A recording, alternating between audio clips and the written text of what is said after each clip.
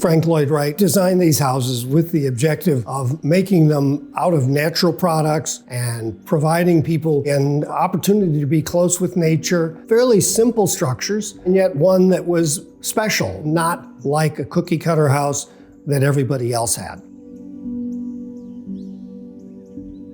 My name's Brian Renz. My family and I are owners of the Frank Lloyd Wright, Bertha, and Saul Friedman House, also known as Toy Hill, here in a community called Usonia, which is part of Pleasantville, New York.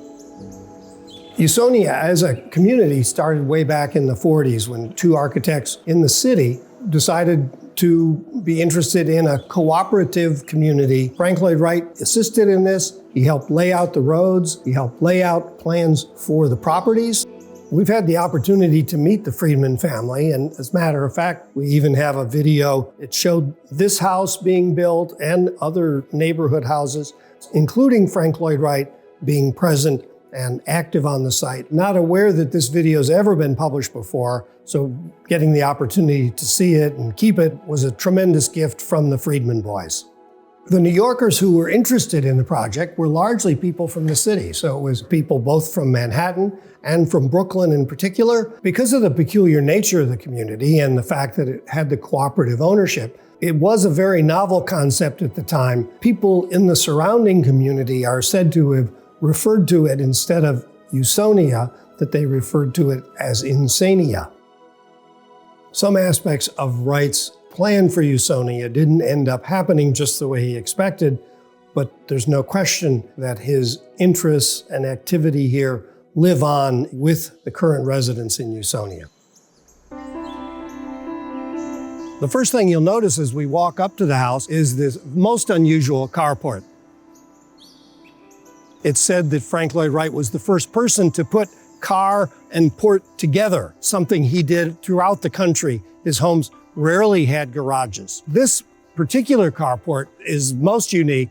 It's a single pillar of concrete with a 20-sided polygon of concrete that some people have described as a mushroom. The experts on Wright will suggest that he probably thought of it as more of a tree. Other people look at it and see a concrete spaceship.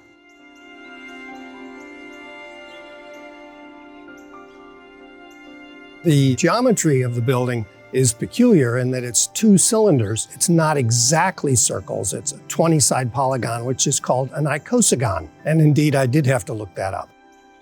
The main material of the house is concrete along with locally sourced stone. There are a number of quarries near here.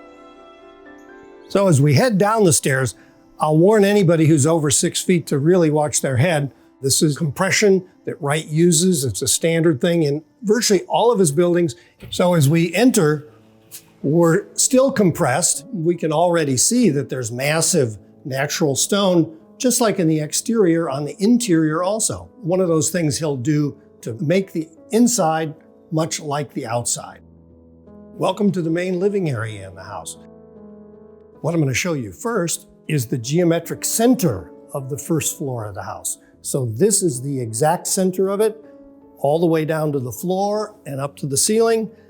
We have radial lines in the floor that go along with the 20-sided polygon. Each section is 18 degrees. That's the geometry throughout the house. My daughter will irreverently call the house Pizza House. Everything in the house is laid out like a piece of pizza, and that includes the bedding upstairs. This little corner, this we call our library. Wright's idea on living determined very much how he designed the furniture and the built-ins. Very, very little furniture. Everything's built in. When I was speaking with the prior owner, his advice was only bring a toothbrush because there's no room for anything else. When we moved into the house, one of the first things I wanted to do was get these two chairs. They're a longtime personal favorite of mine. These were first designed at Frank Lloyd Wright's studio. They're called origami, and they're seen in a lot of Wright homes. To me, they were just perfect for the spot. Here we have an example of Frank Lloyd Wright's most famous chair, the barrel chair. Originally was at Taliesin. One of the prior owners added 6 of these chairs to the house, not part of the original furniture. These tables are red oak and they're original to the house. They have part of the geometry of each room built into the table. Next, we have a classic floor lamp from Taliesin. This was purchased by a prior owner. It's been here for at least 25 years. It's present in very many of the homes in our community, but especially in Frank Lloyd Wright properties. It's a very popular lamp. My son designed this mirror. It's designed with the geometry of the house in mind and the color of the house in mind, and we find it so nice to be able to contribute to the art and the style of the house. When we were moving here from Florida, the reason I included our grand piano was that the original Frank Lloyd Wright plans for the house include a grand piano in the floor plan. And music was an important part of the story of the house. The community had a singing group that would meet here, and they would all sit on stools around. The community always felt that they had a stake in this house. One of the early clients in the cooperative was Roland Risley. He has recently turned 100, and he still lives in the same house that he hired Frank Lloyd Wright to build for him when he was just 26 years old. And he's the oldest living Frank Lloyd Wright client in the entire world. I'm Roland Risley, and I'm the owner of this house, known as the Risley House, which was designed for me by Frank Lloyd Wright.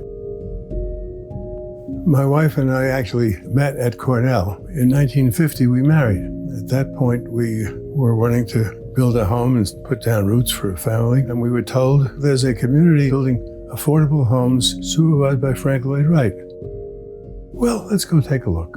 And it was a cooperative that was really an idealistic, egalitarian cooperative. We liked that idea. We liked the land, we liked the community. The people who joined Usonia, everybody accepted the idea of Wright and his disciples and Wright approving on the design.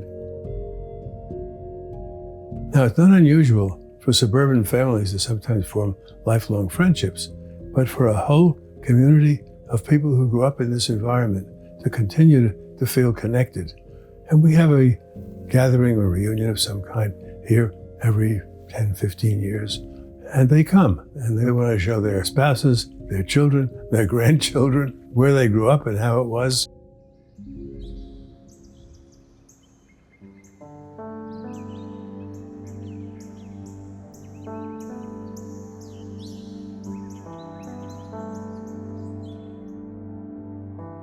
Heading back to the center of the room, we have this very unusual built-in concrete table. It's built into the foundation of the house. It's surrounded by the original ottomans and stools with a very comfy area for seating. Again, this is the geometric center of the house, and the wooden tables across the room can actually attach to this where you can end up with seating for a banquet of 20 or more people.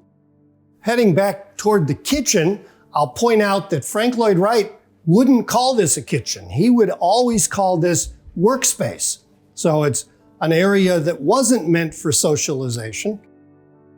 Normally now, the kitchen is part of the center of the house as far as socializing also. Almost all of the area here in the workspace is original. We have original cabinetry. Notice the peculiar shape of the cabinets.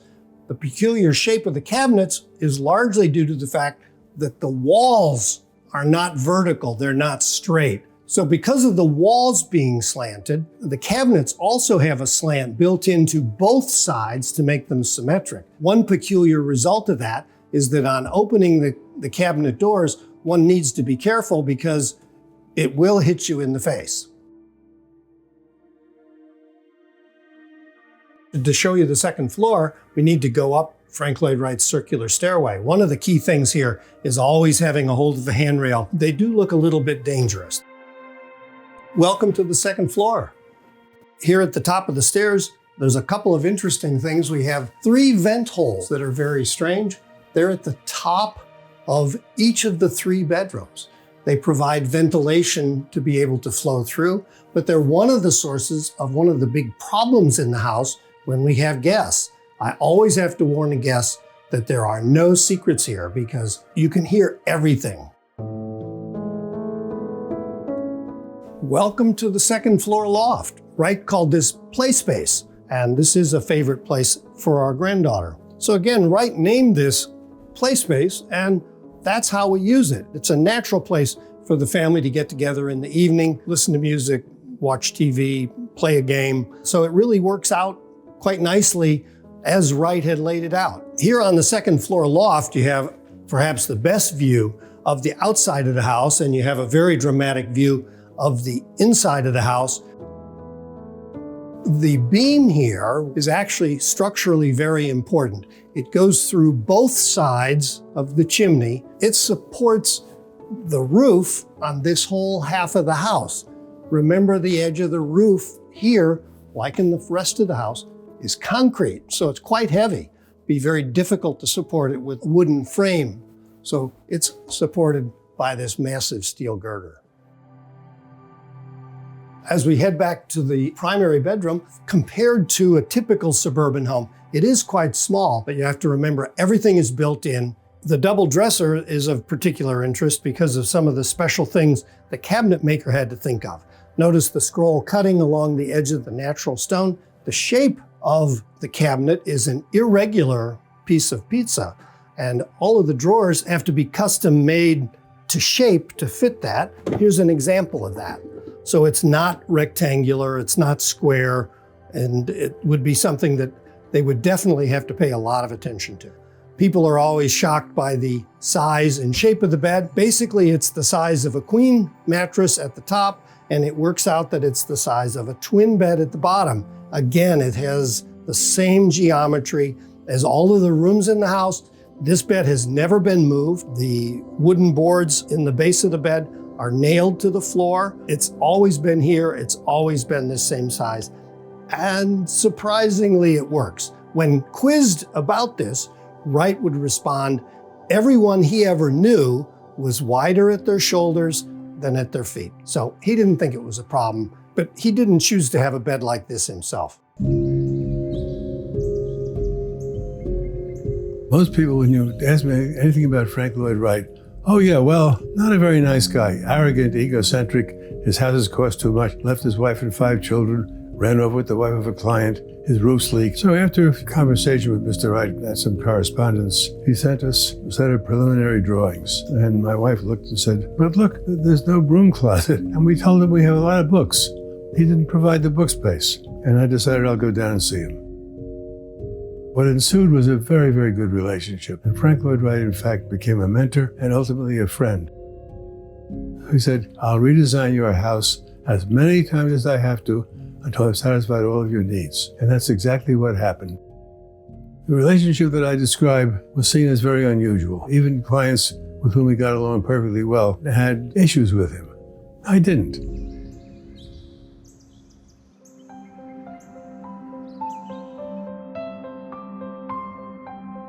So welcome to the primary bathroom.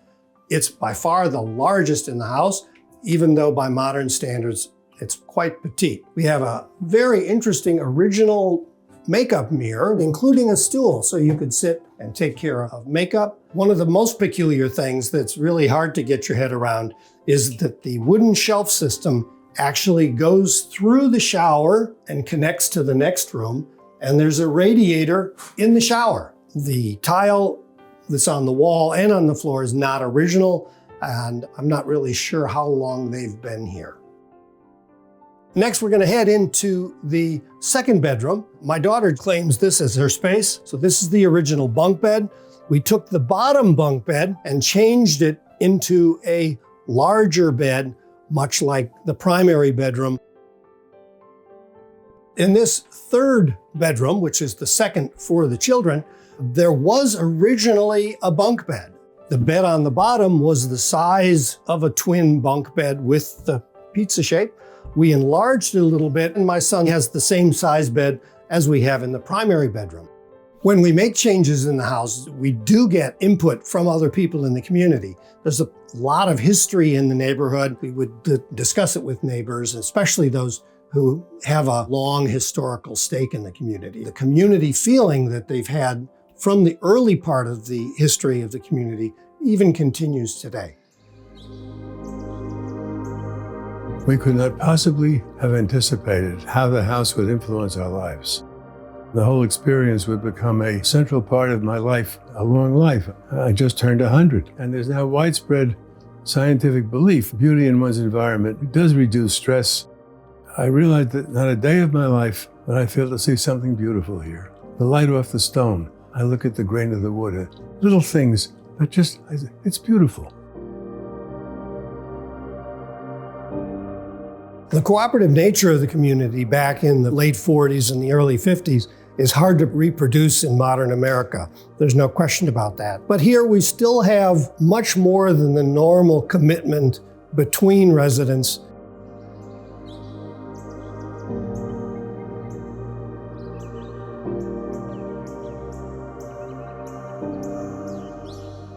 For about 10 years, I've been doing architecture tours of Frank Lloyd Wright buildings at Florida Southern College. I found looking at his architecture every day and explaining it to people to be a tremendous inspiration. And now I get to live in this famous Frank Lloyd Wright home.